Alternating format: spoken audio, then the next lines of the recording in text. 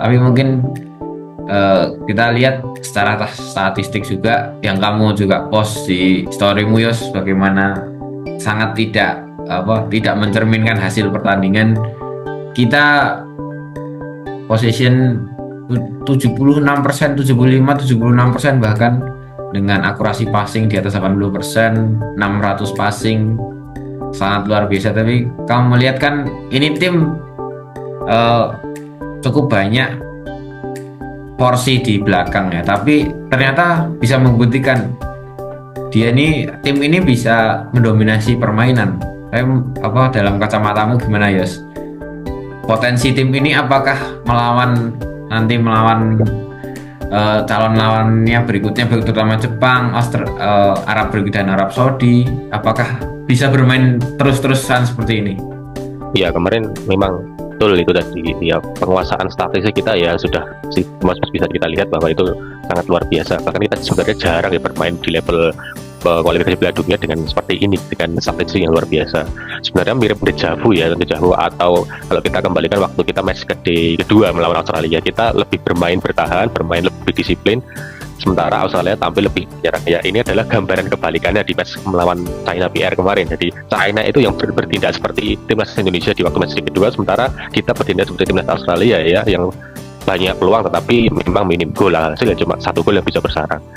Ya kalau kita melihat cara bermain sih sebenarnya ini optimis ya, kita di Lotte 3 ini sangat optimis, tapi kan cara bermain bagus juga harus diimbangi dengan hasil akhir gitu kan, hasil akhir yang ya kalau bisa dibilang ini permainan pragmatis ya tidak juga, karena kita benar-benar menguasai pertandingan, bahkan babak pertama pun sudah statistik 75%, itu kan sangat luar biasa. Ya harapannya kemarin sebenarnya ketika sebelum pertandingan ini kan, karena China belum meraih kemenangan sekalipun, mereka dipaksa untuk bisa bermain lebih sangat menyerang ketika berhadapan dengan Indonesia, karena itulah poin realistis yang dapat mereka dapat. Tetapi ternyata ini adalah kita kena prank gitu. Jadi SCY mengharapkan kita bermain terbuka, China juga bermain terbuka, ternyata tidak. Dibanding sebaliknya, mereka tetap bermain dengan pakem yang sebelum selama 3 pertandingan tidak pernah menang begitu kan. Jadi pakemnya lebih bertahan, lebih reaktif, lebih adaptif. Sementara kita memang kesempatan, karena kita sudah kehilangan 2 poin menghadapi Bahrain, kesempatan untuk meraih 3 poin. Alhasil ya kemarin ini SBY melakukan line up rotasi yang besar-besaran ya, terbilang cukup eksperimennya cukup besar gitu, hanya untuk memaksimalkan untuk dapat poin. Tetapi kan ya itu tadi, salah line up sedikit pun, salah memasukkan pemain ya yang tidak siap dalam pertandingan kan bisa jadi blunder. Jadi kita kalau ingin mengkritik ya inilah saatnya yang tepat untuk mengkritik SDY, bahwa eksperimen boleh dilakukan asal tidak perform pemain. Jadi kalau sudah perform dipertahankan begitu kan. Kita kan sering menonton pertandingan di klub bahwa kalau klub itu pemainnya selalu bagus ya dia starting 11 terus. Tapi kemudian egois sedikit ganti ya kan. Ya ini hal-hal seperti itu yang harus dibiasakan ke depan kepada pelatih SDY untuk benar-benar memberikan efek yang luar biasa di lapangan. Jadi di lapangan itu kalau pemain benar-benar berkontribusi secara penuh, layak starter, jadi tidak ada alasan untuk dicadangkan. Tetapi kalau sedikit saja dia merasa ada egois atau tidak performa, langsung digantikan dengan pemain pembeda di lapangan yang lebih memberi kontribusi. Kalau kita nanti ke depannya akan menghadapi Jepang, kemudian Arab Saudi ya tanggal 15 dan 19, ya tentu gaya bermain ini kita optimis kalau kita ternyata bisa bermain lebih menyerang dan lebih atraktif ya. Tapi masalahnya adalah kita harus mendapatkan 3 poin. Karena target dari Federasi PSSI ini adalah 15 poin. 15 poin sekarang ber 3 poin, artinya ya sisa poin ini harus kita raih maksimal menghadapi 2 laga lawan Bahrain, China, kemudian mencuri poin dari tim-tim besar. Itu yang diharapkan supaya kita bisa minimal melaju untuk ke round 4 ataupun nanti bisa menempati peringkat 3, atau kalaupun kita masih optimis ya peringkat 2 lah bisa kita kejar. Harapannya itulah kita sebagai masyarakat timnas Indonesia. Itu sebenarnya ya cukup disayangkan ya, kita hanya mendapatkan 1 poin dari 2 laga away. Tapi ya kita kilas balik ke round 2, bagaimana kita di match day pertama. Semua berharap waktu itu lawan Irak kita kalah besar 5-1. Kemudian di laga kedua semua berharap menang melawan Filipina yang secara itu ranking juga kan ada di bawah kita, tapi alhasil pun 1 sama kan waktu itu. Dan banyak yang pesimis segala macam, apakah kita bisa lolos ke round 3, dan pada akhirnya di terakhir itu kan kita bisa ada di bawah Irak. Dan mudah-mudahan ini kan mirip juga dalam 1 match day atau 1 periode ini 2 kali match ini, kita hanya mendapatkan 1 poin kan, sama seperti yang round 2 match, 2 pertandingan awal round 2 itu ya. Tapi mudah-mudahan terulang lagi. Tapi saat kita mungkin melihat klasmen sementara nih kan, ini grup C menurutku adalah satu grup yang paling kompetitif.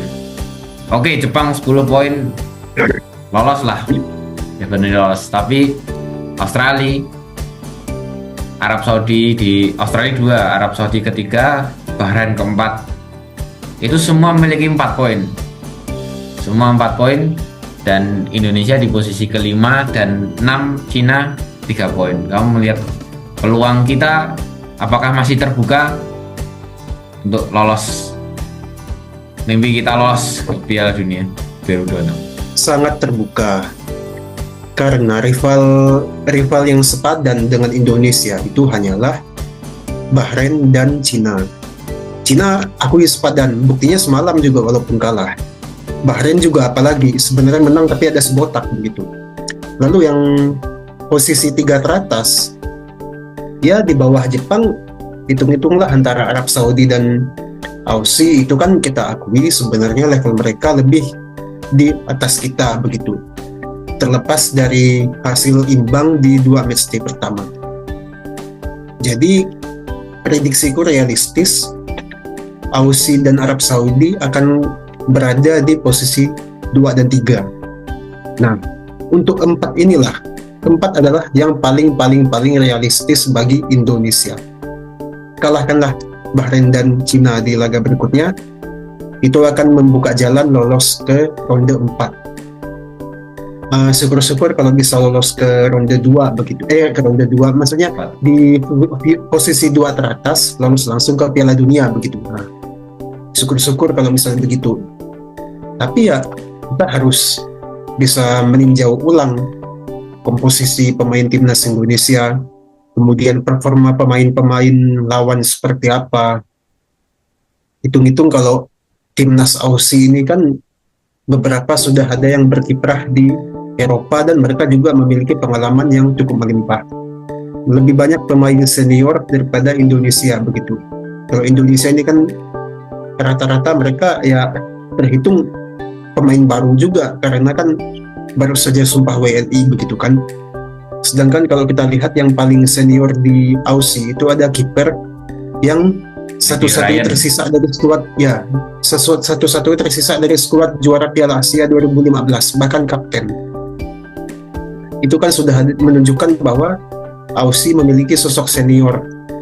Nah, jadi untuk Indonesia, aku harap jangan terlalu berkecil hati, intinya jangan, tidak ada gunanya untuk mengkritik atau memprotes yang tidak membangun. Segala wasit curang, wasit segala macam begitu, atau pemain guling-guling, itu sebenarnya tidak perlu lagi karena dah berlalu, biarlah berlalu. Fokus menatap ke laga berikutnya. Kita masih ada beberapa pertandingan lagi, total ada 10 match day untuk satu tim. Jadi masih ada waktu hingga bulan Juni 2025. Kebetulan kan juga PSSI masih berupaya untuk menambah beberapa pemain keturunan anyar. Jadi aku harap selain Kevin Dix masih ada pemain berkualitas lainnya. Intinya yang paling penting itu singkirkanlah Bahrain dan Cina. Apalagi Cina itu yang kemarin di beberapa menit akhir jadi ikut-ikutan Timur Tengah ya, suka guling-guling aku lihat tuh. Jadi kesal melihatnya. Jadi itulah intinya. Ya, tadi katanya nggak usah kritik, soal kan itu udah berlalu. Ya, itulah agak-agak emosi. Ya, emosi biasa lah, semua pasti emosi. Tapi ya itu benar ya, peluang kita masih terbuka. Menurutku besok ya November ini, oke, Jepang. Aku memang berharap ada harapan imbang lah. Tapi ya realistis saja, kita mungkin menyulitkan Jepang pun sudah cukup menurutku. Cukup menyulitkan Jepang, misalnya dengan mereka yang menang 1 gol atau gimana ya, nanti kita lihat. Dan melawan Arab Saudi kita punya peluang karena aku belum melihat progres dari Arab Saudi. Dan aku mulai agak khawatir dengan Australia. Australia ini di bawah pelatih baru ya Toni Popovic ini mulai mulai menunjukkan kalau mereka ini kembali ke sebagai raja di Asia. Contohnya kemarin lawan Jepang, bahkan di kandang Jepang mereka mencetak gol dulu dan menahan imbang Jepang, itu sangat-sangat luar biasa. Ya benar, memang kita target utama adalah mengalahkan Cina dan Bahrain ya, untuk paling enggak kita bisa ada di round 4. Mungkin kemarin-kemarin ketika kita bisa nahan Arab Saudi, bisa nahan Australia, banyak orang yang berekspektasi kita bisa jadi runner up, kita bisa langsung lolos. Tapi mungkin kalau dari aku lebih penting kita game by game, fokus di game by game, tiap pertandingan. Mungkin syukur-syukur kalau ranking 2 itu bonus, tapi target kita tetap di posisi 3 atau 4.